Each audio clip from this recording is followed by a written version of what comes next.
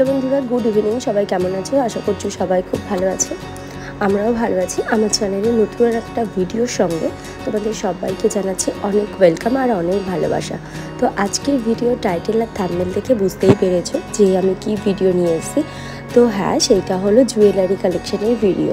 আগের দিনকে আমার একটা যে পুরনো চ্যানেল ছিল, যেটা এই ফোনটাতে আমি আবার নতুন করে আনতে পেরেছি, সেই চ্যানেলের ভিডিওটাতে গিয়েছিলাম। তো ওখানটায় দেখলাম আমার চ্যানেলের পক্ষ থেকে সবথেকে বেশি ভিউজ এসছে, সেটা হলো জুয়েলারি কালেকশানের ভিডিও।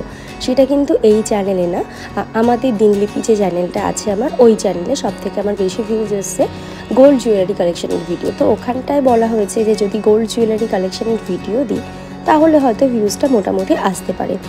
তো আমার এখন মেন মাথায় রয়েছে কি করে এক বছরের মধ্যে যাই হোক 3000 বা 4000 ঘন্টা ওয়াচ টাইমটা কমপ্লিট করতে পারবো, সেইটার জন্য তাহলে আজ একটা জুয়েলারি কালেকশনের ভিডিও নিয়ে আসি। যেহেতু শরীরটা খুব একটা ভালো নেই, সকাল থেকে ভিডিও করতে একদম পারিনি। বাবান ঘুমিয়ে পড়ার পর তারপর ভিডিওটা করছি। তো ফার্স্টেই যে বক্সটা খুললাম সেইটার মধ্যে রয়েছে আমার দুটো চূড়। এই চূড় দুটো কিনেছিলাম আমার ননদের বিয়ের সময়, নভেম্বর মাসে থেকে ওর বিয়ে হয়েছিল। কারোর বিয়ে আসলে এই জিনিসটা আমার একদম এত বাজে হ্যাবিট যে জুয়েলারি কিনতেই হবে, সে সিটি গোল্ড বলো বা গোল্ড জুয়েলারি বলো। এবার আমাদের মতন মধ্যবিত্ত বলবো না, আমাদের মতন গরিব ঘরের মানুষের কাছে প্রত্যেকটা ওকেশন পারপাস তো গোল্ড জুয়েলারি কেনা পসিবল হয় না না। তো ওই জন্য আমি তখন কোনো গোল্ড জুয়েলারি নিতে পারিনি, আমি সিটি গোল্ডেরই নিয়েছিলাম। তো সেইটাই তোমাদেরকে দেখালাম। জুয়েলারি কালেকশনের ভিডিও মানেই এটা নয় যে আমার কি গোল্ড জুয়েলারি আছে সেইগুলো দেখাতে হবে। জুয়েলারি তো অনেক রকমের হতে পারে, সেগুলো কি দেখানো যায় না? সবার তো সামর্থ্য থাকে না না গোল্ড জুয়েলারি কিনবে বা বানাবে, এরকম সামর্থ্য সবার থাকে না। তো আমারও যেহেতু নেই, সেই জন্য আমি আমার সিটি গোল্ডের যে জুয়েলারিগুলো আছে সেগুলোই দেখাচ্ছি। আমার এর আগের চ্যানেলটাতেও দিয়েছিলাম, সেখানে অনেকে অনেক বাজে বাজে কমেন্ট করেছিল, নেগেটিভ কমেন্ট। তো যাই হোক, ওইটা ছিল একটা পাতের পরে পলা। ওই পলাটা কিনেছিলাম অর্ডিনারি বাড়িতে পরে থাকার জন্য। আর এটা হলো শাখা পলার মধ্যে, যে শাখা পলা একসাথে, এইটা নিয়েছিলাম আর কি। বাবান তখন না অনেক ছোট, এবার হাতে শাখাতে তো ধার থাকে, সেই ধারে একদিন করে মাথায় লেগেছিল জানো না। তখন বাবান একদম ছোট, তখনই ভাবলাম যে না, এটা চেঞ্জ করে ও যতদিন না বড় হচ্ছে ততদিন হাতে অন্য কিছু একটা পরবো। তো মাস কয়েক আমি ওটা পরেছিলাম, তারপরে আবার শাখা পলাটাই পরে রেখেছি। খুব একটা ভালো লাগে না আমার ওগুলো পরতে। আমার মনে হয় বাঙালি বউ হাতে শাখা পলা পরাটাই সবচেয়ে বেস্ট। আমার এইটা মনে হয়, এটা আমার নিজস্ব মতামত। এবার সবার মতামত তো সমান নয়, অনেকে অনেক কিছুই পরে, আবার অনেকে পরে না হাতে, সেটা যার যার পার্সোনাল ব্যাপার। আর এটা হলো একটা বালা, এটাও আমার ননদের বিয়ের সময় কিনেছিলাম।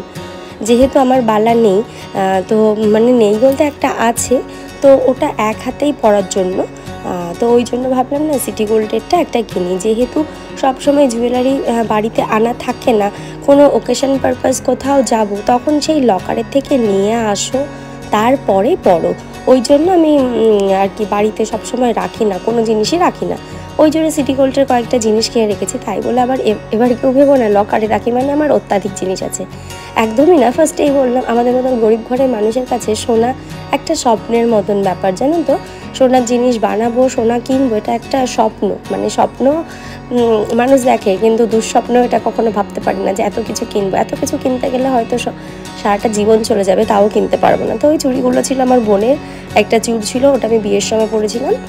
আর এই একটা কানের একটা নেকলেস দিয়ে আর কি অর্ডার করেছিলাম, এটা আমার টাকায় পারচেস করা। ভীষণ সুন্দর হয়েছিল নেকলেসটা, খুব একটা পরিনি, মাত্র 2-3 বার পরেছিলাম। তখন যেহেতু আমি টিউশন করাতাম, তো সেই টাকা দিয়ে টুকিটাকি কিছু কিছু জিনিস কিনতাম। নিজের রোজগারে কেনার মজাটাই আলাদা। তখন তোমাদের দাদাভাইকে বলতে হতো না যে আমাকে এটা দাও ওটা দাও, নিজের টাকা থাকতো, নিজের টাকার থেকেই কিনে নিয়ে আসতাম। কিন্তু যেহেতু বাবান ছোট, সেই জন্য এখন তো আর পারি না, তাই এখন ওর কাছে চাই, ও যতটা পারে আমাকে সেইভাবে দেওয়ার চেষ্টা করে। আর এই কানেরটা নিয়েছিলাম পুজোর সময় একটা ড্রেসের সাথে পরবো বলে, কিন্তু অতটা মানায়নি ড্রেসটার সাথে, কালারটা ম্যাচ করেনি অতটা। তাও যাই হোক, একটু পরেছিলাম। এই কানেরটা ভীষণ পছন্দ হয়েছিল, অদিতি নিয়ে এসেছিলো, ও সেল করছিল, তো ভাবলাম না আমি একটা নিয়ে নিই। আর এই কানেরটা এত ঝকমক করছে, এত সুন্দর লাগে সামনে থেকে বলার নয়। কিন্তু এইটার একটা স্টোন উঠে গেছে। এটা নিয়েছিলাম আমি বোনের জন্য, অথচ দেখো আমার বোনকে একদমই দেওয়া হয়নি।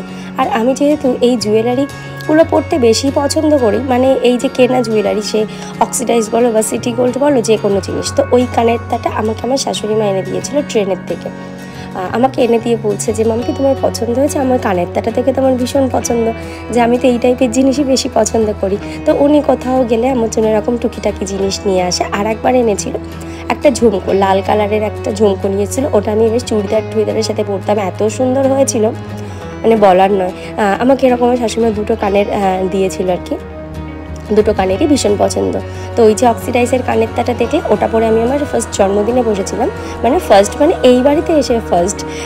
তো আমি ওনাকে বলছিলাম এই দেখো মা তোমার দেওয়া কানেরটাটা পরেছি, বলছে বেশ ভালো লাগছে। তো সত্যি কানেরটাটা পরে ভীষণ ভালোও লাগছিলো, একদম হালকা ওয়েটের। আর এই সীতাহারটা হলো বিয়ের সময় কিনেছিলাম, যেহেতু তখন বিয়ের সময় আমি আমার সাধ্য মতনই জুয়েলারি নিয়েছিলাম, যেহেতু আমাকে তেমন কেউ কিছুই দেয়নি। আমি আমার টাকা দিয়ে একটা নেকলেস আর একটা কানের বানিয়েছিলাম, আর বাদ বাকি কোনো জুয়েলারি আমার ছিলই না। আর আমার বড় মা আমাকে একটা আংটি দিয়েছিল। তো যাই হোক, অনেকের যদি মনে হয়ে থাকে এই ভিডিওটা দেখে এমপি নষ্ট করলাম, শুধু শুধু কোনো জুয়েলারিই তো দেখালো না, তো কী আর করবো বলো, এগুলোই আমার কাছে অনেক, তাই এগুলোই শেয়ার করলাম।